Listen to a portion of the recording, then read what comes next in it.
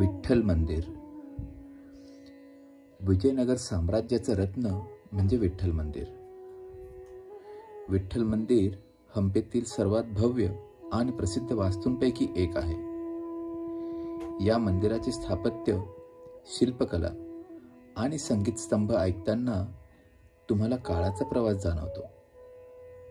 अंगणात पाऊल टाकलं की पहिल्यांदा नजरेस भरतो तो दगडी रथ. दगडात कोरलेला असूनही जणू चालायला तयार आहे.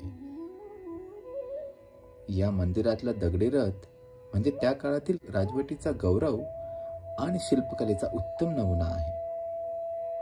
जेव्हा तुम्ही या मंदिरात पाऊल टाकतात तेव्हा प्रत्येक स्तंभ, प्रत्येक नक्षीकाम आणि प्रत्येक भव्य गाभारा तुम्हाला त्या काळातील कला आणि सामाजिक जीवनाची कहाणी सांगतो.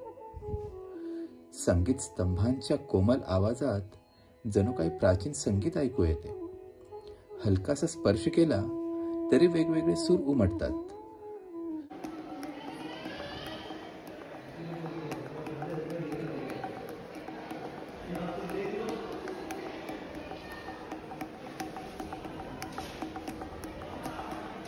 असे वाटते की इतिहास जिवंत झाला आहे.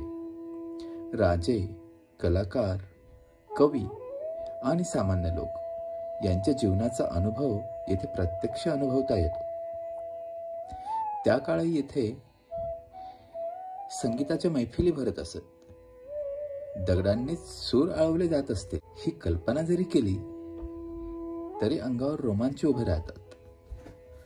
विठ्ठल मंदिर फक्त धार्मिक स्थळ नाही तर विजयनगर साम्राज्याच्या समृद्ध संस्कृतीचा एक महत्त्वाचा भाग आहे. येथे उभे राहून तुम्ही त्या काळातील वैभव, श्रद्धा आणि मानवतेची महती जाणू शकता. इतिहासात असं म्हटलं जातं की अस्थिरतेच्या काळात पंढरपूरच्या विठोबाची मूर्ती येथे आणली गेली होती.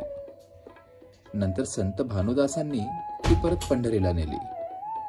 म्हणूनच वारकरी परंपरेत विठोबाला कानडा राजा पंढरीचा असं म्हटलं जातं.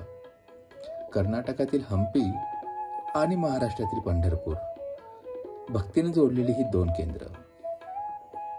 येथील स्थापत्य पाहताना जाणवतं की दगड फक्त दगड नाही, तो भक्तीचं, कलेचं आणि इतिहासाचं जिवंत रूप आहे.